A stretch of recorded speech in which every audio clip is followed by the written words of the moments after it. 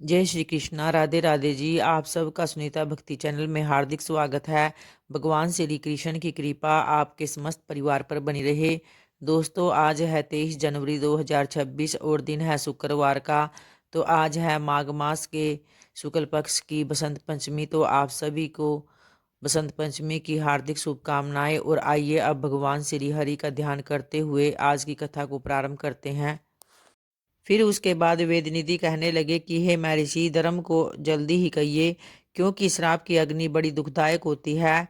फिर लोमस ऋषि कहने लगे कि यह सब मेरे साथ नियम पूर्वक माघ स्नान करे, अंत में यह श्राप से छूट जाएंगे। और मेरा यह निश्चय है कि शुभ तीर्थ में माघ स्नान करने से साप का फल नष्ट हो जाता है और 7 जन्मों के पाप तथा इस जन्म के पाप माघ तीर्थ स्नान करने पर नष्ट हो जाते हैं।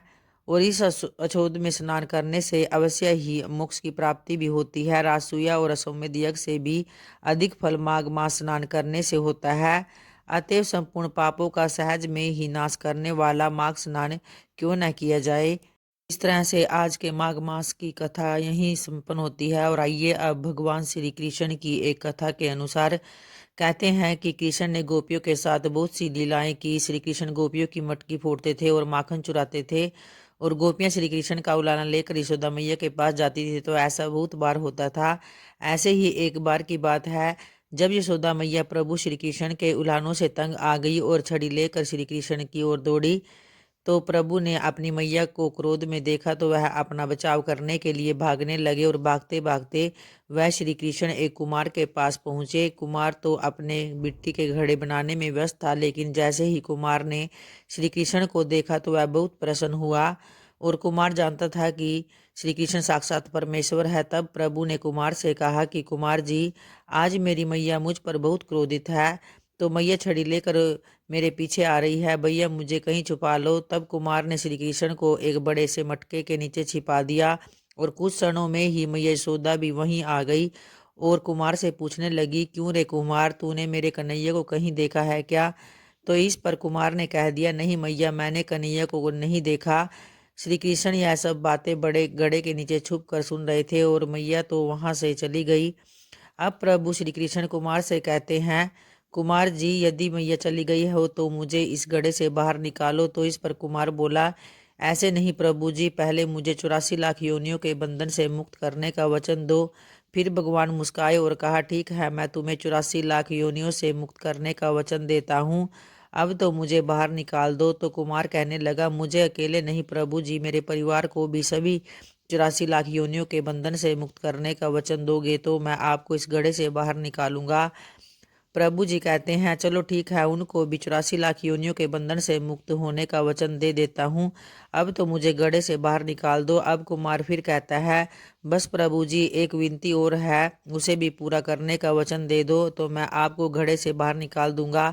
भगवान बोले और मुस्काए, वो भी बता दे क्या कहना चाहते हैं। तो कुमार कहने लगा, प्रभु जी, जिस घड़े के नीचे आप छुपे हो उसकी मिट्टी मेरे बैलों के ऊपर लाद के लाई गई है, अतः मेरे इन बैलों को भी 84 के बंधन से मुक्त करने का वचन दे दो। तो कुमार भगवान ने कुमार के प्रेम पर प्रसन्न होकर उन बैलों को भी 84 के बंधन से मुक्त होने का वचन दे दिया। अब प्रभु बोले, अब तो तुम्हारी सब इच्छा पूरी हो गई है, अब तो मुझे घड़े से बाहर निकाल दो। तब कुमार कहता है, अभी नहीं भगवान, बस एक अंतिम इच्छा और है, उसे भी पूरा कर दीजिए। और वह है यह कि जो भी प्राणी हम दोनों के बीच के इस संवाद को सुन रहा है उसे भी आप 84 लाख योनियों के बंधन से मुक्त करोगे। बस यह वचन दे दो, मैं आपको इस गड्ढे से बाहर अवश्य निकाल दूंगा। तो कुमार की भी वह प्रेम भरी बातें सुनकर प्रभु श्री कृष्ण बहुत खुश हुए और कुमार की इस इच्छा को भी पूरा करने का वचन दिया।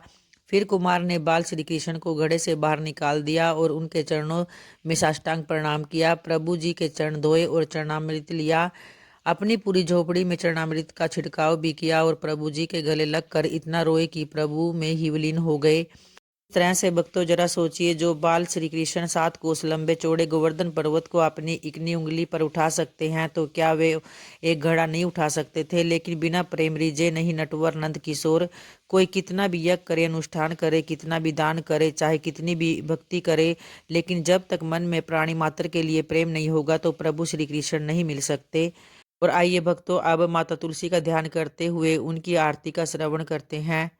जय तुलसी माता मैया जय तुलसी माता, सब जग की सुखदाता सबकी वर माता। जय तुलसी माता, सब योगों से ऊपर सब रोगों से ऊपर, रज से रक्षा करके सबकी भवत्राता।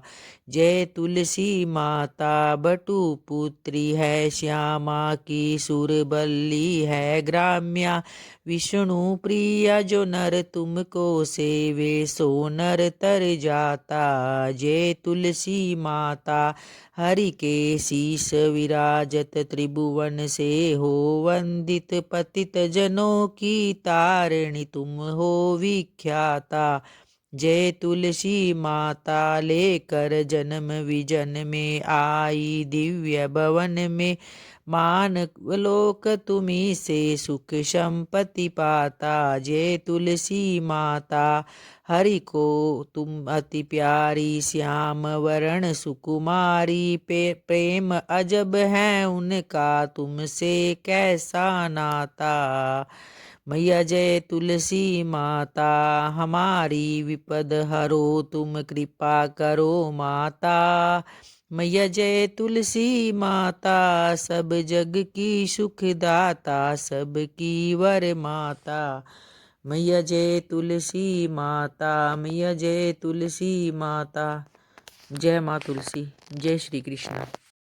तो उम्मीद करती हूँ भक्तों आप सबको ये कथाएं ज़रूर पसंद आती होंगी। अगर आती हैं तो ज़रूर लाइक करा करें, और जो चैनल पे पहली बार आते हैं चैनल को भी सब्सक्राइब करें, ताकि इस तरह की कथाएं मैं आप लोगों के लिए आगे भी